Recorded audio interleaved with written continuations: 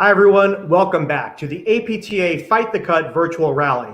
Hi, I'm Justin Elliott, Vice President of Government Affairs at APTA. Joining us now from Omaha, Nebraska is APTA member Dr. Brent Todd, who also serves as a Federal Affairs Liaison for the Nebraska chapter.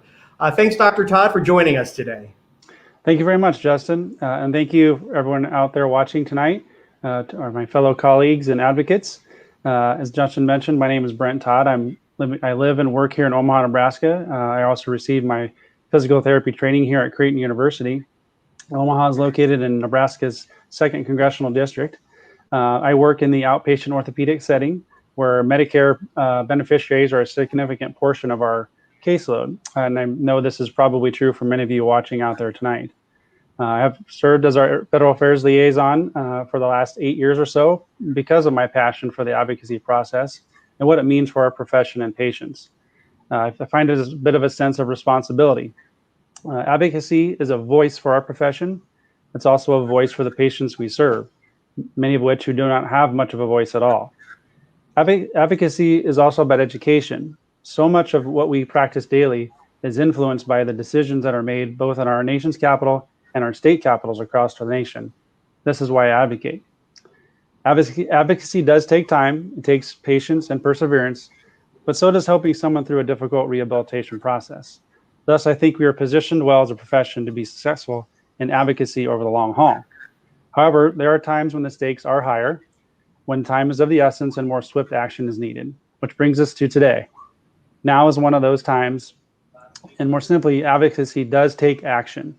Legislators cannot know everything about everything, and those that make such impactful decisions need to know what we do and why their decisions are so important. These potential cuts will affect us all.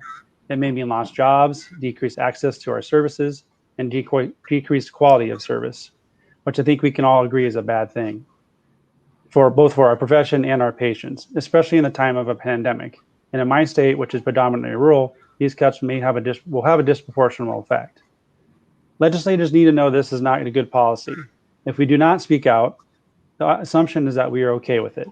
In fact, recently when I spoke to the members of my congressman's staff, they were relatively unaware of these cuts. So it is important not to assume that they are aware. What is such a big deal for us may not even be on their radar. So I do want to thank all of you who have reached out and taken action, but I'll ask those of you who have not to please do so. The members of Congress do want to hear from their constituents, and it does make a difference, especially when you tell a personal story. And I think this issue is personal to all of us.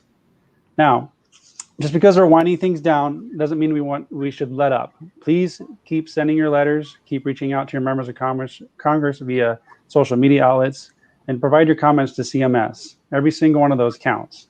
I'd also ask that you reach out to a colleague or a friend, a coworker as well. Let's be proactive and make change now. Remember how long it took to address the therapy cap once it was in place? Depending on the sources you use, the average American spends 3.5 to 5 hours a day on their phones. So please take a couple of those minutes and message and or write your member of Congress. Finally, thank you again to all for all that you do, and keep up the fight. It will be well worth it. So for now, I'll sign off here from Nebraska, where we do advocate for a few more things than just the merits of how we should define a boneless chicken wing. And if you're not familiar, just a quick Google search will help you find that out, just for a little bit of advocacy humor, but after you've reached out to your member of Congress. So with that, I'll send it back to Justin. All right. Well, thanks, Dr. Todd, for your advocacy, and thanks to all of you for joining us on this evening's broadcast. Remember, you still have time. Go to apta.org/fight the cut. Share that link with friends, family members, co-workers, patients, and let's continue to make some noise, fight the cut, and get this done. Again, thank you for your advocacy, and thank you for being members of APTA.